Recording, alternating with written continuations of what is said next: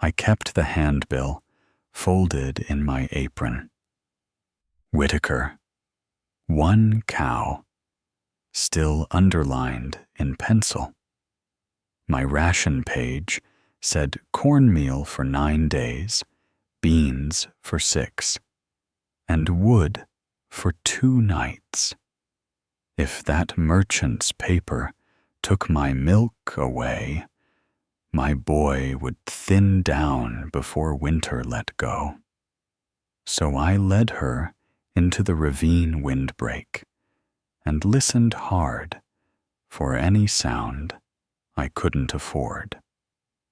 February 1887, New Mexico Territory, a few miles west of Mesa Junction. Winter still held the nights. Cold sat in the arroyos and in the seams of the hills. A thin wind came down from the mesas and worried at any loose board. Pearl Whitaker lived in a low place of adobe and scrap timber. A shed leaned off the north side, roofed with old tin and brush. Inside, a small iron stove breathed when there was fuel to feed it. Pearl was 68. Sam was 12, long-legged, had not grown into his shoulders yet. She was the caretaker, the builder, the provider, because there was no one else. His mother had gone the year before, leaving no address and no promise. His father was gone too, taken by fever after a wagon spill. Pearl kept the small life together by counting and recounting. On a nail by the door hung a short pencil on a string. Beside it was a narrow ledger page, folded and refolded. That morning, the page read, in her hand, cornmeal, 9 days, beans, 6, kerosene, 3 fingers, wood, 2 nights. If the cow was taken, the milk would be gone, the barter would be gone, and the boy would thin down before winter let go. Mesa Junction was a cluster with a store, a post, a corral, and a hall that hosted auctions. Near midday, Pearl sent Sam to town with a sack of kindling to trade for lamp oil. He came back with a tin of oil and a paper folded small as a handkerchief. The paper was a handbill, printed rough and nailed once to the post by the store. Sam had pulled it free when no one was looking. The ink was smudged where his thumb had been. In the center were the words, debt auction, and lower down, a list of names. Pearl's name was there. Beside it, Whitaker, 1 cow. Pearl took her pencil and underlined it once, slow and dark. Then she folded the handbill and tucked it into her apron pocket. She did not raise her voice. She did not sit down either. A person could be calm and still move like a tool in a steady hand. Pearl went out and laid her palm on the cow's warm neck. The cow's ribs rose and fell, patient and unaware. Pearl looked at the open yard and at the road that led toward town. So by late afternoon, she had chosen the ravine. It was a shallow cut in the land, lined with brush and a few stubborn junipers. The sides broke the wind. From the road, you could pass it and see nothing but scattered growth. A low corner near a fallen log would do. The ground there was packed and dry under the brush, with a dip that held the smell of earth. Before sundown, she and Sam carried stakes and rope. They hauled 2 short poles salvaged from a broken fence. Pearl brought a spade, an axe, and a coil of wire saved for years. She did not build high. High caught the eye. She built low, where brush could hide a shape. She drove stakes with a stone, listening for the sound that meant the ground had taken hold. Sam held the poles, while Pearl twisted wire and knotted rope.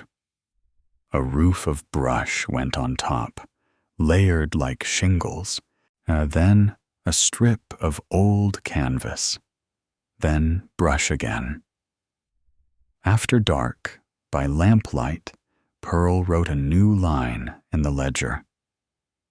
February 14th, stall started, rope 12 feet, stakes 9.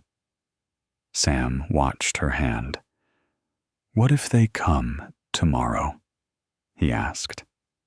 Pearl kept her pencil moving. "Then tomorrow we will be ready," she said.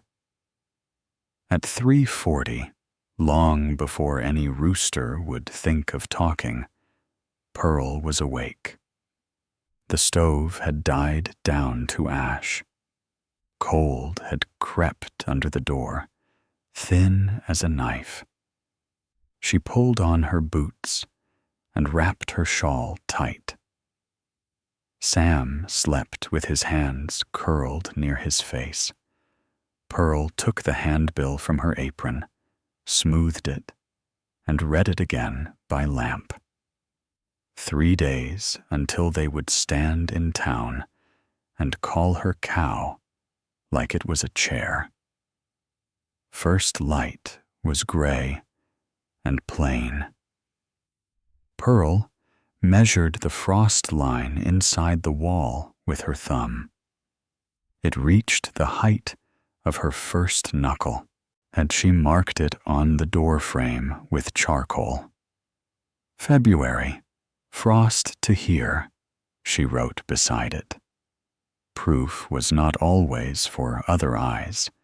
Sometimes proof kept your own mind from drifting into fear.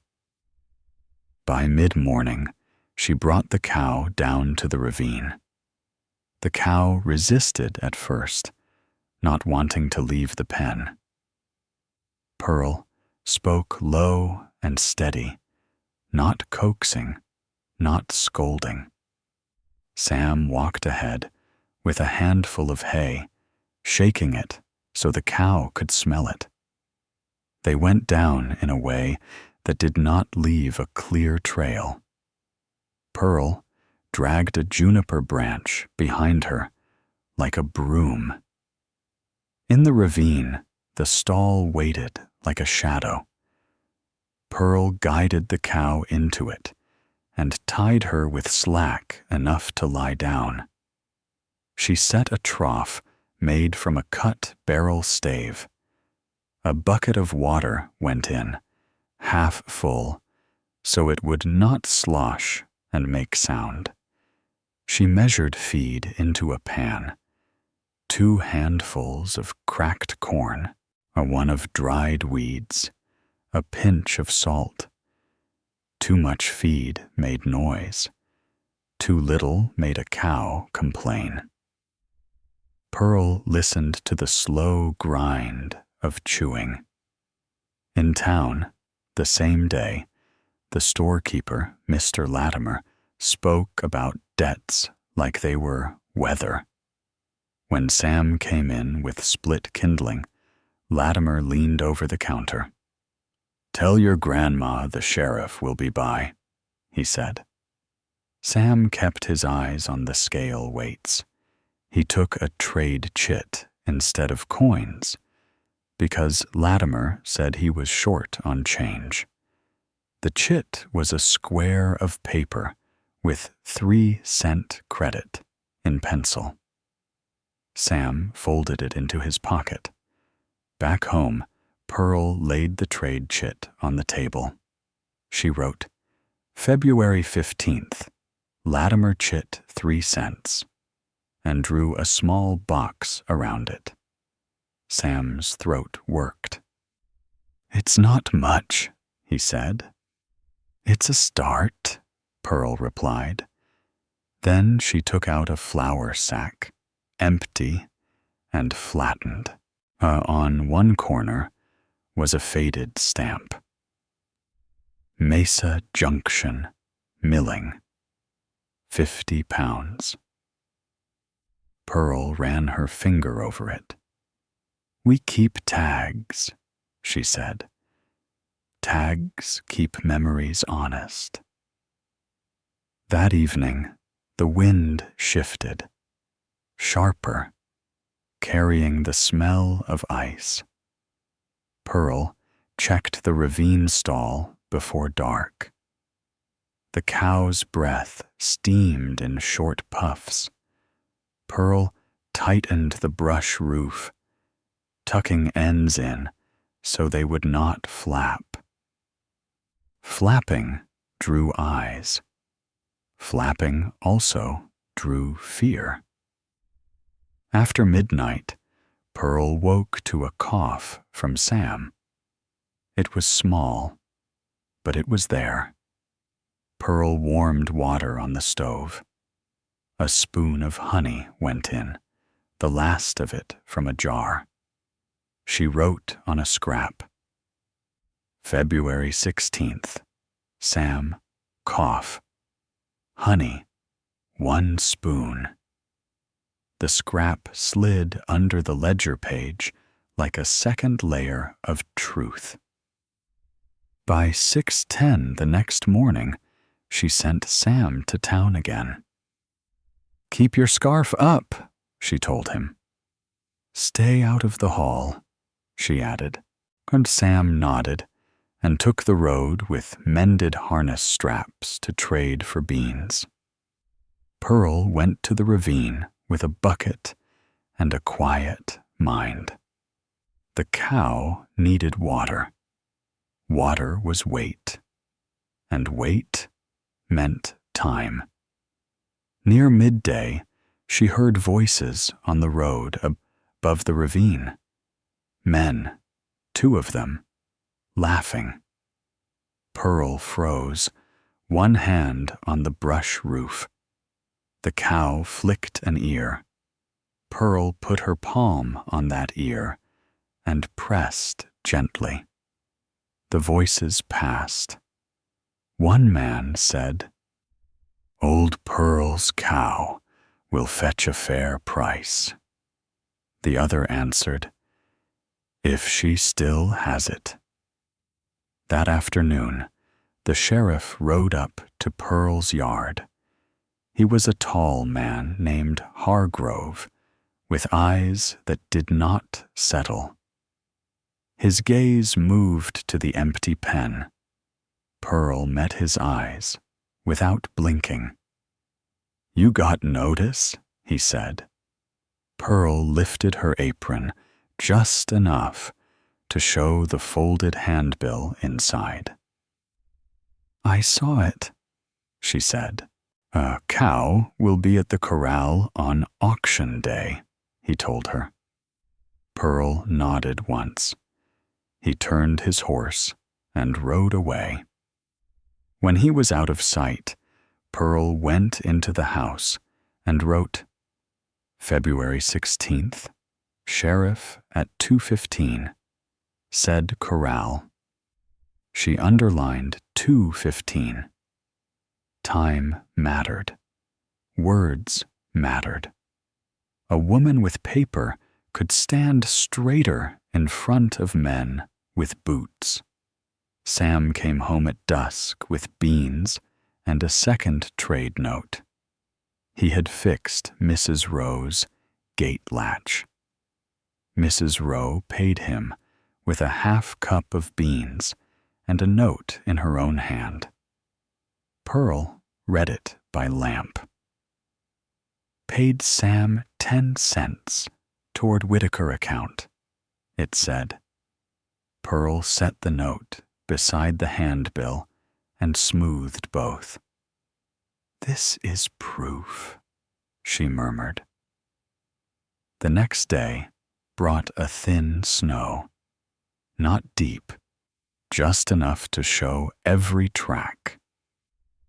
Pearl went out before dawn at 4:55 and swept the yard with a brush broom as she carried stove ashes and scattered them where she had walked. Ash and snow mixed into a gray that hid the shape of a path. At the ravine, she brushed around the hidden stall and added a layer of brush where snow had clung. By first light, Sam sat at the table with a needle.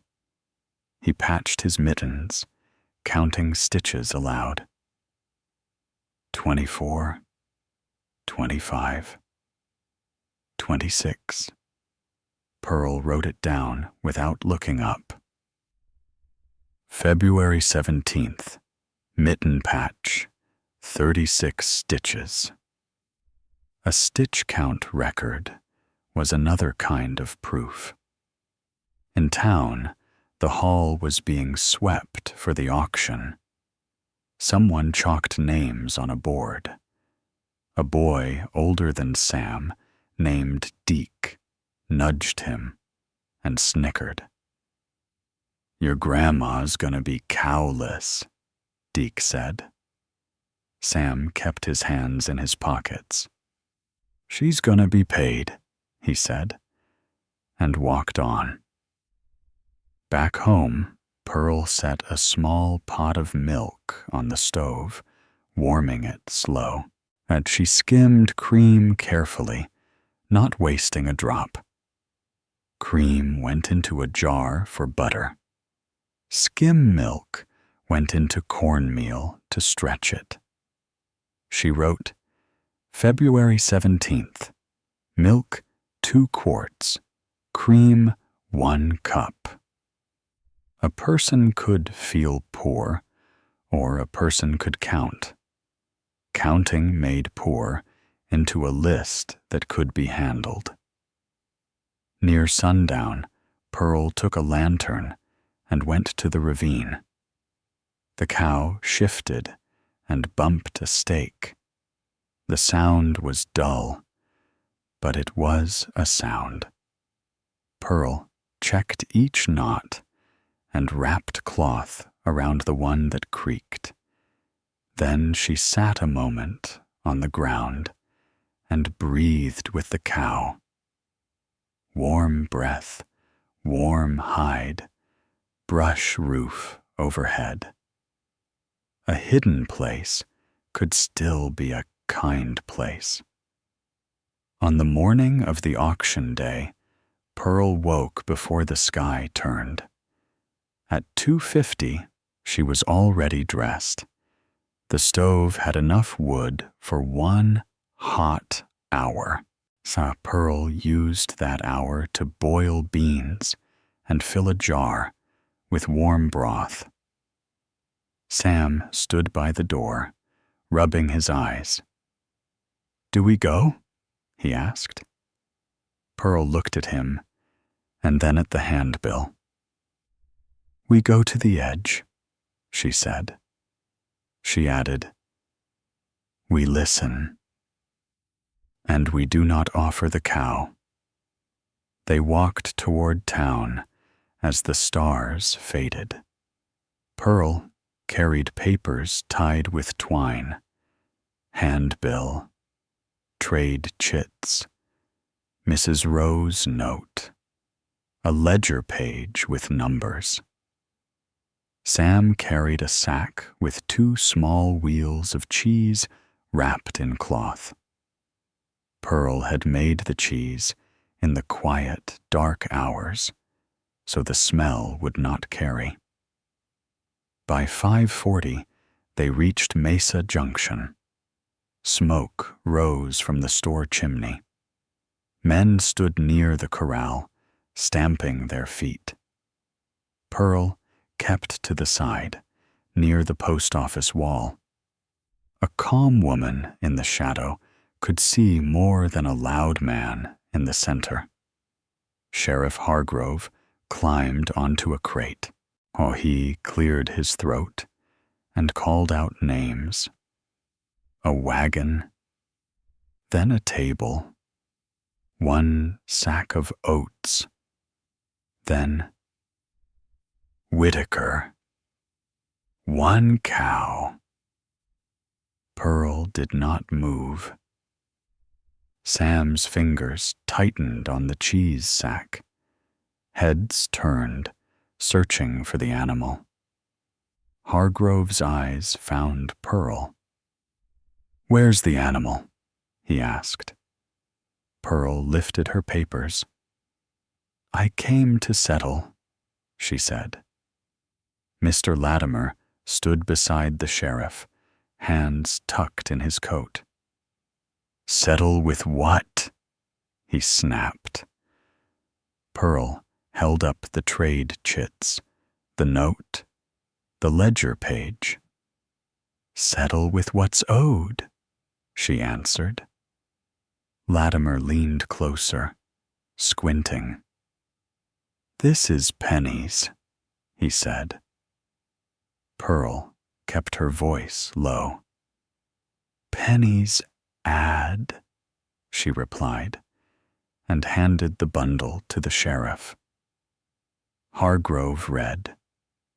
Mrs. Rowe's name meant something in town. A trade chit had Latimer's own pencil on it. Pearl watched the sheriff's eyes move. He saw the ledger line that said, February 16th, sheriff at 2:15, said corral. It was small, but it showed she paid attention. Hargrove cleared his throat again. "This is partial," he said. Latimer's jaw tightened. "Not enough," he answered. "The auction stands." Pearl did not argue. She took a breath and said, "Then you will auction what you do not have." A ripple moved through the crowd. Latimer's eyes sharpened. "You hiding property?" he asked.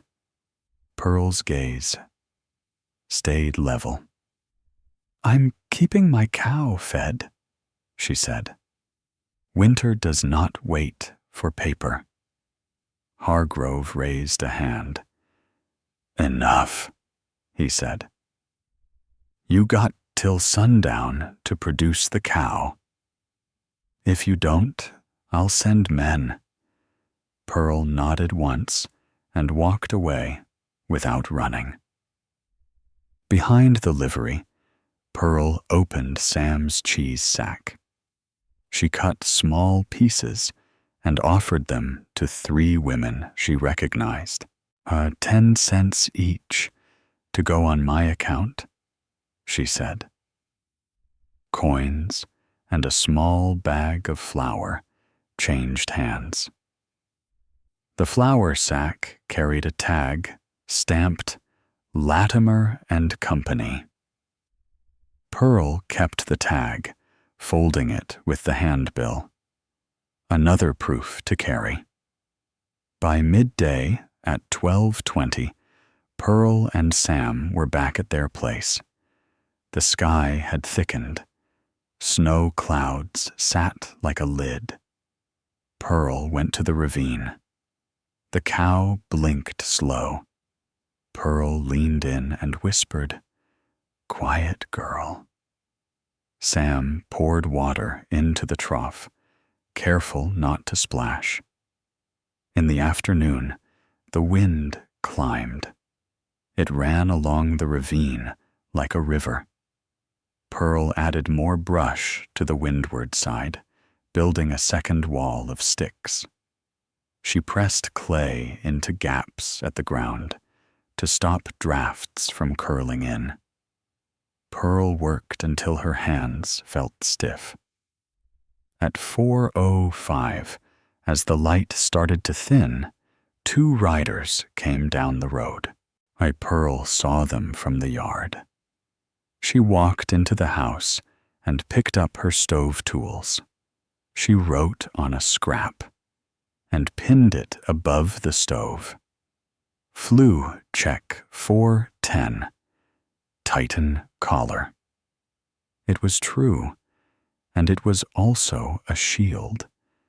Men hunting a cow did not expect a woman to be thinking about smoke. The riders were Hargrove and a deputy. They asked again about the cow. Pearl pointed to the empty pen and said, "She's been off feed. I won't drag her in a storm." The deputy muttered about stubborn women. Pearl heard it and let it fall. Hargrove looked at the sky. "By morning," he said, and rode away. That night, the blizzard came in earnest. Snow came sideways. It filled the yard, piled against the south wall, hissed against the window. The stove ate the last good sticks of mesquite by 21:30. Pearl fed it smaller pieces after that. Sam's cough returned, more frequent. Pearl set him closer to the stove and laid a warmed stone at his feet. She wrote, "February 18th. Stone warmed 2 times. Sam cough worse." The pencil scratched like a small animal. After midnight, the cow bellowed once from the ravine. Pearl sat up straight. A bellow in a storm carried farther than it should. She wrapped a scarf over her mouth and stepped outside.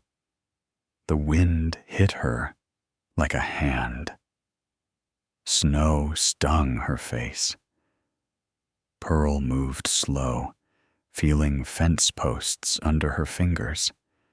Sam tried to follow, but Pearl pushed him back inside with one firm touch. "Stay," she said. At 1:40, she reached the ravine.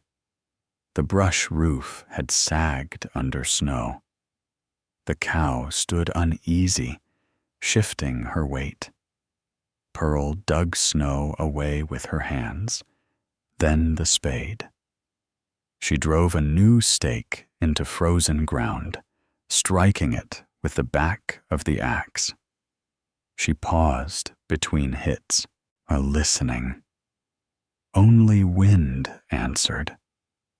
By 2:25, the roof was steady again. Pearl measured a new feed portion with shaking fingers. 2 handfuls, no more. She loosened the rope slightly so the cow would not fight. Then she leaned her forehead to the cow's shoulder. "You're not for auction," she whispered. "You're for living." At first light, the blizzard softened. Snow lay in drifts. Pearl made a mark on the door frame with her knife. The drift reached halfway up the board. February 18th. Snow to 18 inches, she wrote beside it with charcoal. Another measured mark. Another proof that winter had been real. By 7:15, a hard knock came at the door. Pearl opened to find Mr. Latimer bundled in a coat too fine for work. Behind him, Sheriff Hargrove stood with the deputy, faces raw from wind. Latimer's eyes went past Pearl into the room, searching. "Oh, cow," he said, as if the word was a debt itself. Pearl did not invite them in. "You'll ruin my floor," she said calmly. Hargrove shifted his weight. "Pearl," he began. Latimer cut him off. "Produce her." Pearl looked at the men and then at the sky. "Road's closed," she said. "You can't haul a cow through that drift." Hargrove cleared his throat. "We can wait till it breaks," he said. Latimer's mouth tightened. "People need milk," he blurted. Pearl's voice stayed soft. "Then you should not have tried to take the only cow on this side of the mesa," she replied. At midday, the town began to feel the storm. 2 cows in the corral had gone dry from stress. A baby cried for thin gruel. Old hands shook from hunger. By 13:30, a boy rode out with a message tied to his saddle horn.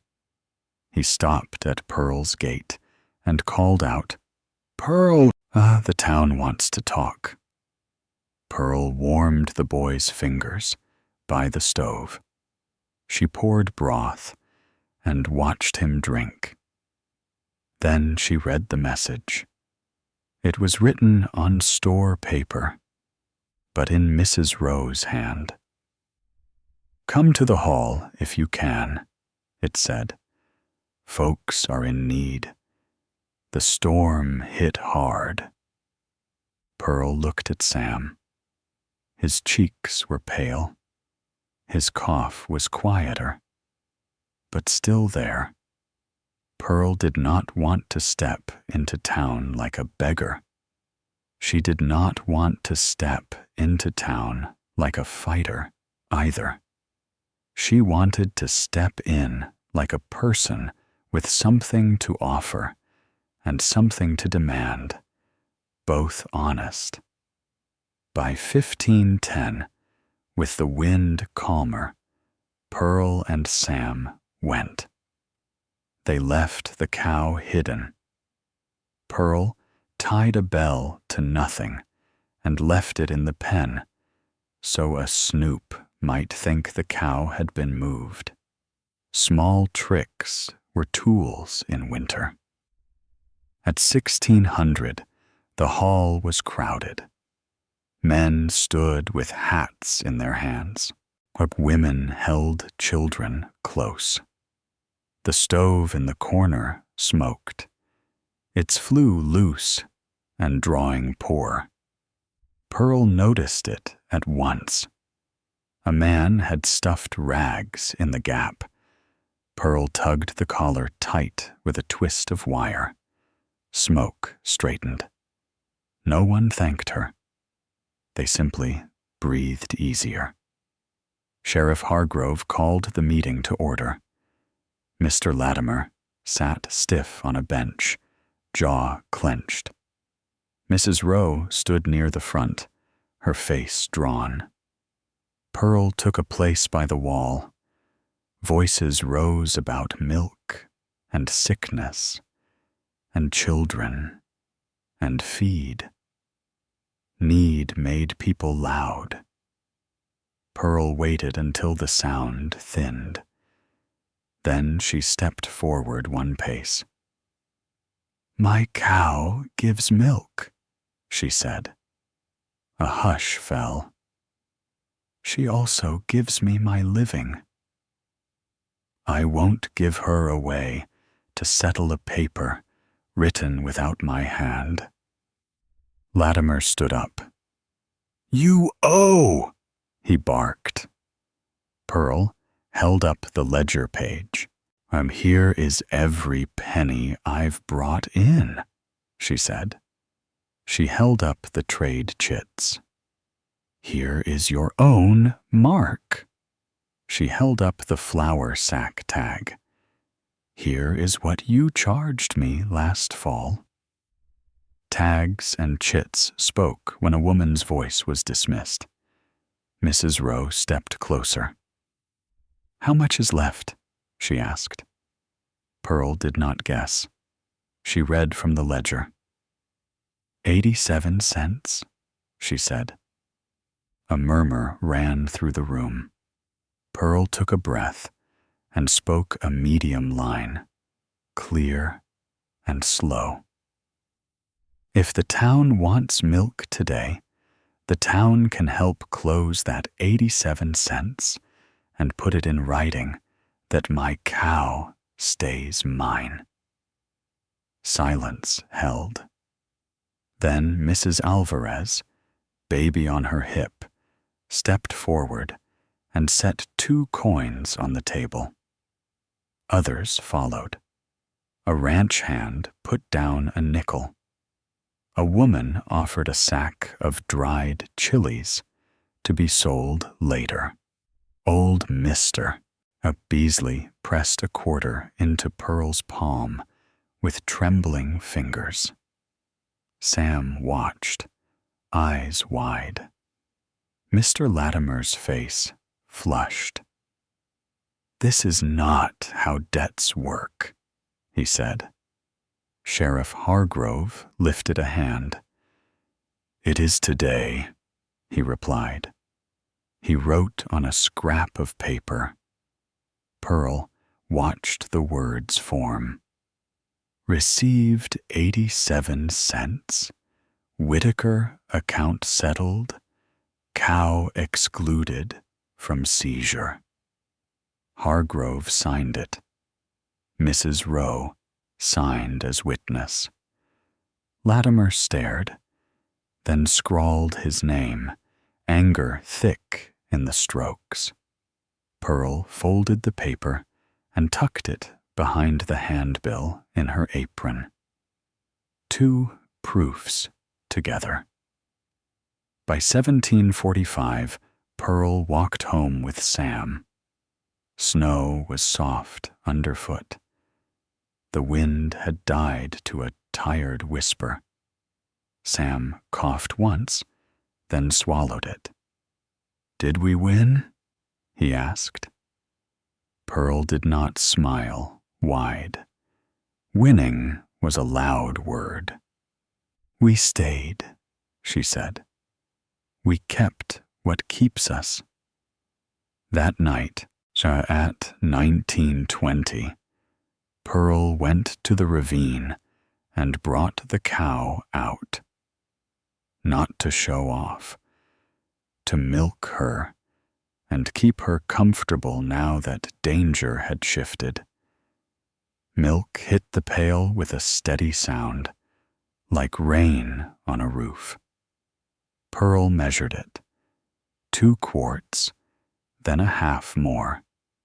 She wrote in the ledger by lamp. February 18th, 2.5 quarts.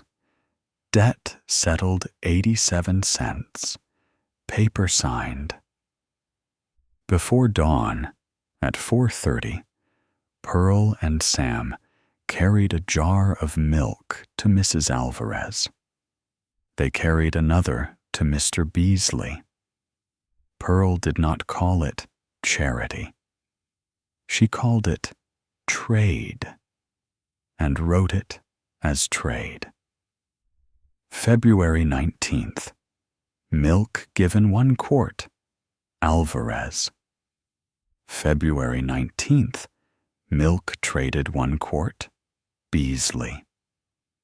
Proof again, so giving would not become a story that could be twisted. At 9:10 the next morning, Pearl walked to the post and had Mrs. Rowe read the receipt aloud in front of 2 neighbors. Hargrove's deputy watched, arms crossed, as if waiting for a mistake. Pearl did not give him one. She asked Mrs. Rowe to write a second copy in Quen's script.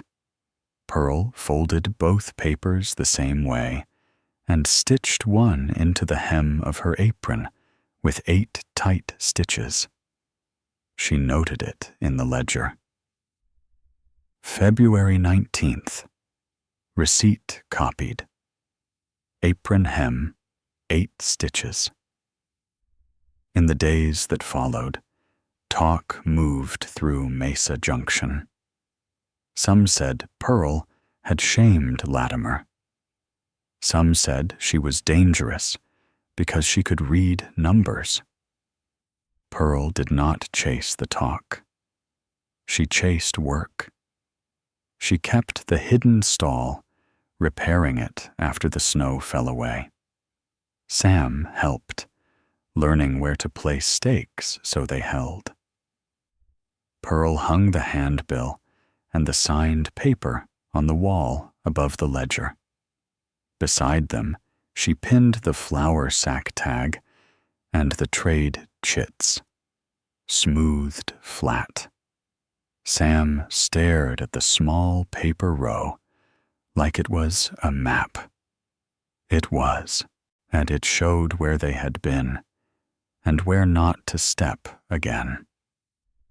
One evening, as the sun dropped behind the mesa at 1810, Sam sat at the table with the pencil tied to its string. He wrote his own line, careful and proud. February 28th. Fixed gate. Earned 5 cents. Pearl nodded once. She tapped the nail gently. Always tie it back, she said, so you can find it when you're tired. Outside, the cow shifted in the pen and sighed. The air was still cold at night, but it was a different cold now. Pearl stood in the doorway and looked at the land.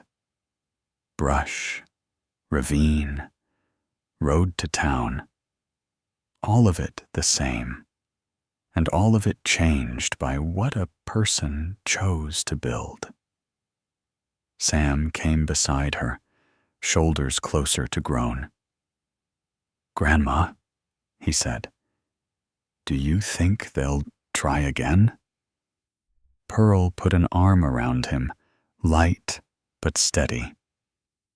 "They might," she said, but next time we'll have more than a cow. We'll have paper and practice and people who remember a winter. If you'd like more calm frontier survival stories like this one, please subscribe and join us again.